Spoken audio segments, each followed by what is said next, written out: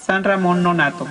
Nació en las alturas de la Segarra catalana, en el pueblito o lugar de Porteo, provincia de Lerida y abadía de Solsona, más tarde elevada al obispado.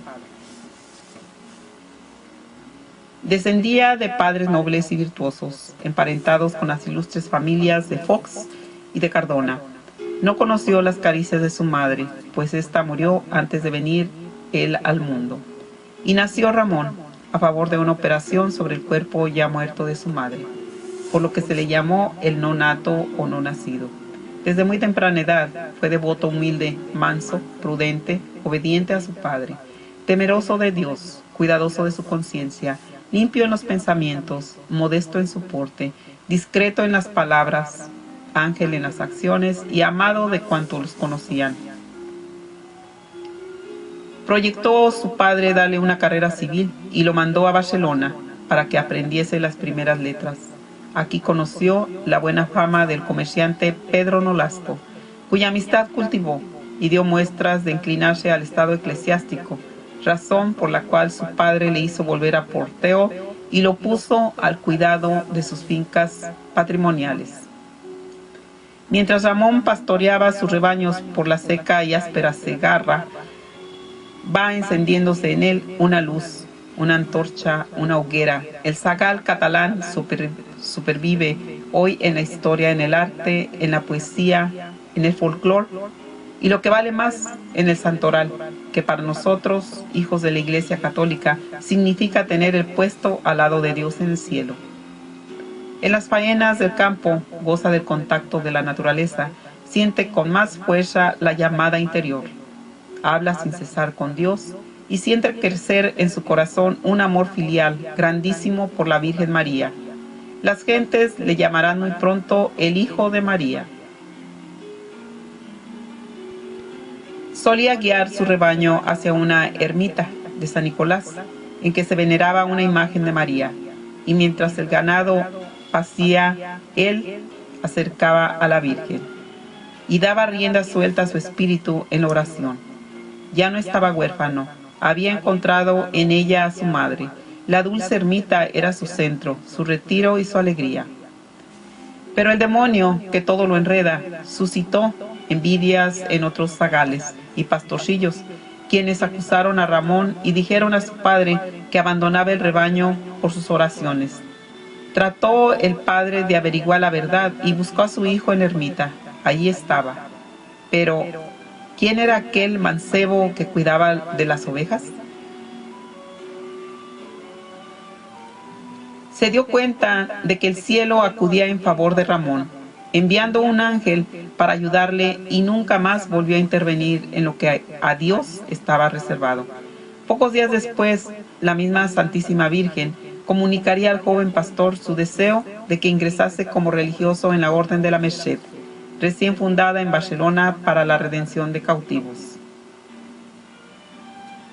Con su ida a Barcelona, Ramón se puso en manos de San Pedro Nolasco, el fundador de la Merced, quemando etapas y creciendo siempre en el gozo perenne de la virtud.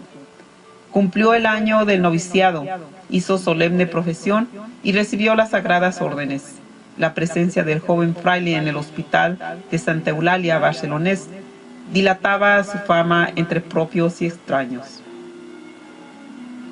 La caridad de Cristo le urgía, los dolores del prójimo le conmovían y la redención de los cautivos le atraía. Deseaba de veras pasar al África para poner en práctica el cuarto voto mercedario de la redención. Con este deseo iba unido un afán de conyugar a la salvación de miles de almas, peligrosamente cercadas de enemigos en la esclavitud, en las mazmorras, en los zocos de venta africanos. Más aún, deseaba ardientemente el martirio. Designado por sus superiores para ir en redención, la alegría de padecer por Cristo le enajenaba.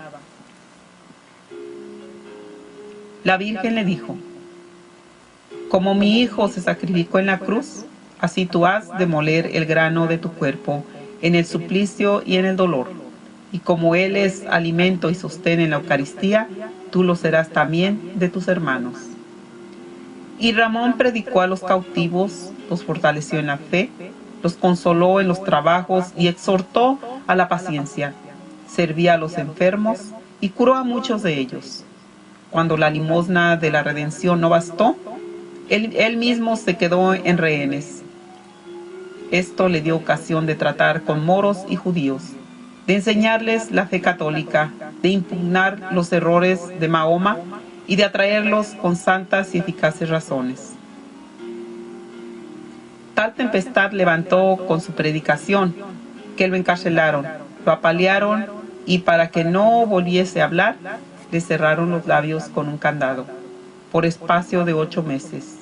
La Virgen, que le había asociado a Jesucristo en la tarea de redimir y salvar a sus hermanos, los esclavos, no le dejó solo en este martirio, sino que le acudía y consolaba. Mientras tanto, llegó el dinero de su rescate y fue puesto en libertad. Se embarcó para España y desembarcó en Barcelona, donde se le hizo un recibimiento apoteósico como un héroe triunfal. Pero él, desoyendo palmas, cantos y parabienes, corrió al sagrario de su convento a echarse a los pies de Jesús. La noticia de su caridad, de sus apolégicas, de su labor redentora y de martirio llegó a conocimiento del Papa Gregorio IX, quien le creó cardenal de la Santa Iglesia Romana, con el título de San Eustaquio, premiando de ese modo sus excelentes virtudes y honrado el colegio apostólico con la juventud santificada del eminente mercedario. Ramón Nonato, el hijo de María y mártir de la caridad, fue un reflejo de Dios, como debe de serlo toda criatura. Buscó a su amado con el ansia que la esposa de los cantares ponía en hallar al que amaba su corazón. Esta unión con Dios se efectuó intensamente por la Eucaristía. Pertenece al número de los grandes amadores del sacramento del amor. ¿Quién no ha visto una y mil veces en ermitas y catedrales la imagen de San Ramón irguiendo en la diestra mano la custodia, símbolo de su amor eucarístico? Su actitud es una profesión de fe, una afirmación teológica, es una mano que avanza como la proa de un barco, que cortarse aguas de incredulidad. Es la posición de un santo que nos muestra el Cordero de Dios y nos dice: he aquí el pan de los ángeles. Cuando en agosto de 1240 se dirigía nuestro santo a Roma, llamado por Gregorio IX, pasó por Cardona para despedirse del vizconde Ramón VI, de quien era confesor. Aquí le salteó la muerte, pidió el santo viático y no habiendo quien se lo administrase. ¡Oh, indignación! Indignación de Dios con sus criaturas. El mismo Jesucristo, con larga corte de ángeles, se le dio en comunión. No fue él quien recostó su cabeza sobre el pecho del Maestro, sino que éste se le metió dentro como señal de santidad y eterna predestinación. Tanto los señores de Cardona como los frailes de la Merced contendieron sobre los restos mortales del santo.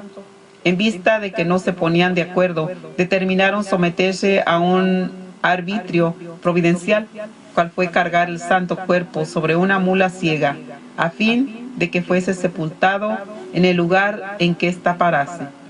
Ejecutándolo así, el animal guió sus pasos a la ermita de San Nicolás de Porteo, en donde los sagrados restos fueron depositados y venerados hasta la Revolución de 1936, en que las hordas rojas los hicieron desaparecer. Al volver a la ermita, volvía el rasgo de la Virgen, después de dar al mundo un pregón de amores, mariano, eucarístico y mercedario. Desde Porteo su fama creció y por su intercesión se obran milagros. La Orden de la Merced urgió su veneración en los altares, y la santidad de Urbano VIII aprobó su culto inmemorial a 9 de mayo de 1626. Contra la mentira pagana de un vivir materialista y fofó, se levanta la verdad alta y divina de la vida, santidad y milagros de San Ramón, flor amable del santoral mercedario y gloria auténtica del jardín de la Iglesia Católica. Al correr de los siglos, su figura fue exaltada por la devoción de los fieles, por las letras y por los artes. Las fiestas que aún hoy se celebran en su ermita de Porteo concentran indigentes muchedumbres, no solo de los habitantes de la Segarra, sino de toda Cataluña.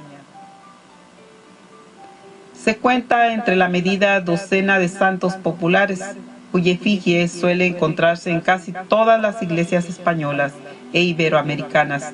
Abundan sus cofradías y uno de los títulos que más popularidad le granjeó fue el de ser el abogado de las mujeres parturientas. En recuerdo de su especial nacimiento, también figura como patrono de las obras eucarísticas y contra todos los chismosos. Amén, amén, amén.